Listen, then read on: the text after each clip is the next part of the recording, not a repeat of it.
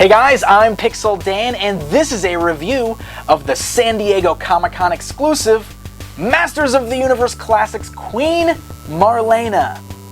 Now, one note before we get started. Since I got this figure a day before I leave for San Diego, I hope you guys don't mind. I'm going to actually do this review a little different than my normal style. I'm going to kind of sit at the table and just talk about her as we go through this review, but I will still cut in photos, up-close shots, her on the spinning base, etc., etc. So it's going to be a little different. I hope you guys forgive me. I just want to make sure I get this video done so you guys can take a look at her before the actual convention starts. So with that being said, let's get started. Now, Marlena does come in the standard Masters of the Universe blister card packaging. You'll note that this is the same style that Orko and Prince Adam came in last year. So it's the same shape as the regular blister cards, but it's a little larger so that it houses Marlena, Cringer, and all of her accessories. Another thing to note is the San Diego Comic-Con version of this figure will be packed out with Queen Marlena in the package, and it will say Queen Marlena on the mailer box and on the front of the package. And the back will feature a look at other figures in the line, as well as a bio for Queen Marlena. Now, for those who are planning to buy Marlena on MattyCollector.com after San Diego is over, note that she will become packed out as Captain Marlena Glenn, with the white mailer box and the front of the package saying Captain Glenn, as opposed to Queen Marlena. The back of the box will also feature a different bio, which is a bio for Marlena Glenn, telling the story more of how she crash landed on Eternia as opposed to her being a queen. So two different versions.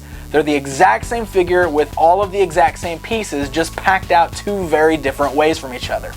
I have a feeling a lot more people are going to want the San Diego version, especially meant on card collectors who would prefer to have the queen instead of Captain Glenn.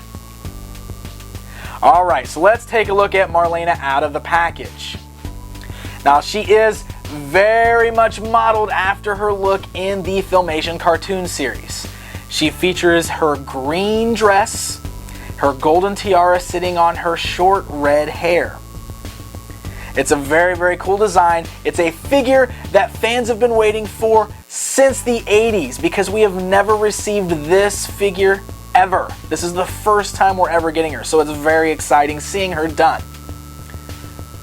Now, one thing I definitely want to point out, a thing that a lot of people have already noticed about Marlena. Something is definitely amiss with her paint job on her face.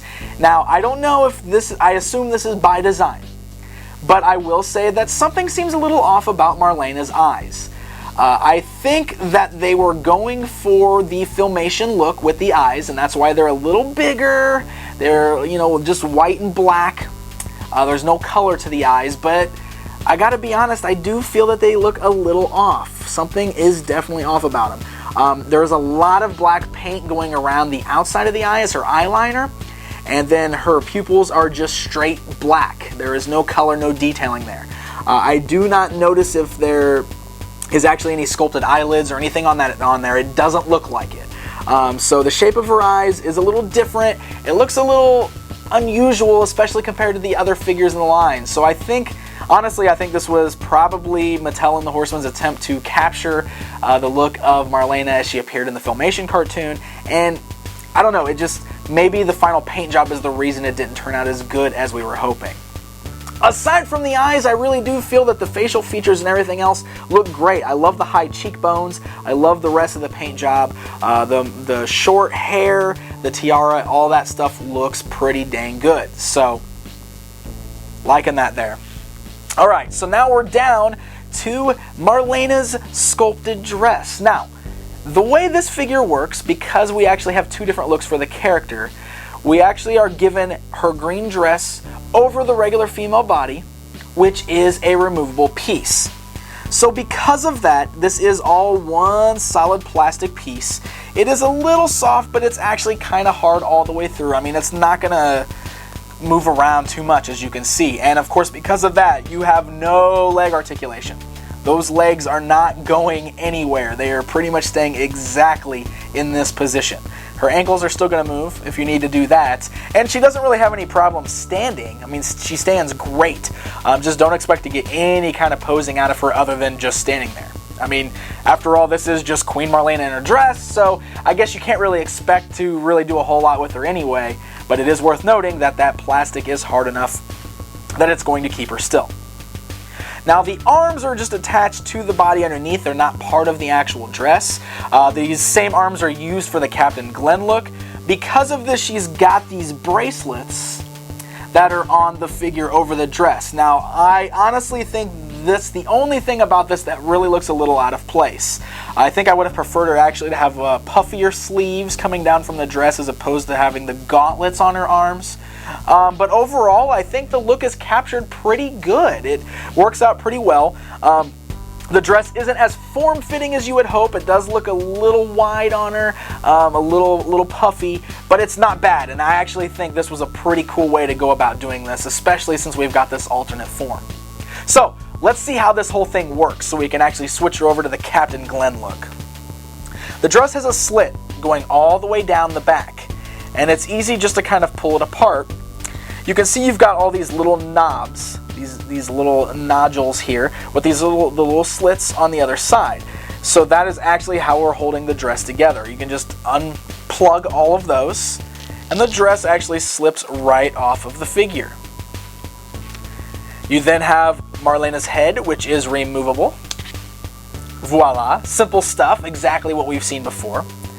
So we can bring in her Captain Glenn head. Now this, she's actually got her hair pulled back in a ponytail. A little bit of a younger look for her, but it does look like the head sculpts, or the sculpts on the face, are very similar. And yes, the eyes do look the same on both of those head sculpts. So this look here, we've got the pulled back hair. Now before we put that head on, it is a little easier to put this on first. So this is her spacesuit, and it works exactly the same way. You've got the little knobs and the little slits. This just fits right over the female buck.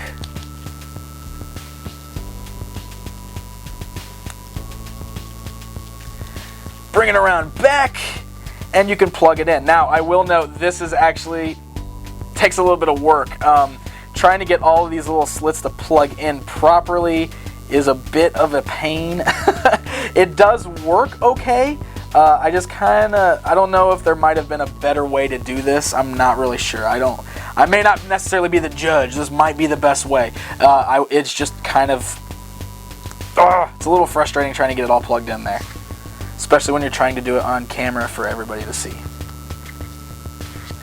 So we get her all plugged in there. We attach the Captain Glenn head, and we got her in the spacesuit. Now she's also includes her gun holster. Now this is reused from a Dora, so if you've already have a Dora, you know exactly what to expect. So that just plugs right onto her to complete her look in her space outfit. So pretty cool stuff. The gun is removable from the holster. We can pop that in her hands, get her a little ray gun there. And we've got Captain Glenn, Space Explorer. So that's part. Now there's more to this look, but before we actually put on like her helmet and all that, one thing I wanted to note, I did get kind of a sloppy paint job on mine. I've got some silver globbed paint up here on her shoulder and on the front here, right across from her name badge. So hopefully this is not going to be an ongoing trend with this figure, because I do think she looks pretty cool displayed without the helmet on. It's definitely a look that some people might want to pose her in, so having the glob paint is not something that we want to see on everything. So, alright, so we'll pull her head back off, because now we've got the space helmet piece that fits on. And that actually slides right over, and this is really snug, so you actually have to kind of push that on to get it to fit over the neck, and once it's on, it's real tight, real snug, so you don't have to worry about that. And of course, that does cover up those paint splotches. This might actually be the reason for the paint splotches on there. It might have actually came off of this piece. So once we get that back on there, we can pop her head back on the peg. She does have pretty limited movement once that. You can get her to look left and right. Definitely want to pose that head before you put on this next piece, because we have the dome that fits over the front, and of course you won't be able to move her head once we get that in there. Now the dome will also take a little bit of work. There's a little knobs on there, if I can talk correctly. You just kind of pop it on, slide it into place, and boom, it is attached. So very cool looking stuff. This is actually a really cool look, completes the entire costume, and one thing that's really neat is the detailing on the helmet piece. You'll see this little logo that she bears on the front and again on the back, which is actually straight out of the Rainbow Warrior episode of the Filmation cartoon. She actually wore this logo on her uniform there, so very cool nod that they decided to throw in on this figure to kind of tie it back to the old cartoon series. So that is very cool. So there she is as Captain Marlena Glenn. Now in this form we also have this amazingly cool blaster rifle. It's huge, massive, that we can display her with. Clips easily right into her hand. She holds it great and it looks awesome. I actually really like this piece. And there she is, Marlena Glenn, Space Explorer. Very cool look, and it's definitely a unique piece. You know, a lot of people wanted a Queen Marlena figure and maybe weren't exactly expecting to have this look as another figure, so it's kind of does make this a little special, a little unique as a San Diego exclusive to get something like this out of her. I can imagine a lot of people wanting to buy two of this figure to display her in both forms. Very cool. Alright, so let's get her back down to her skivvies here, because I actually want to talk about the buck used underneath.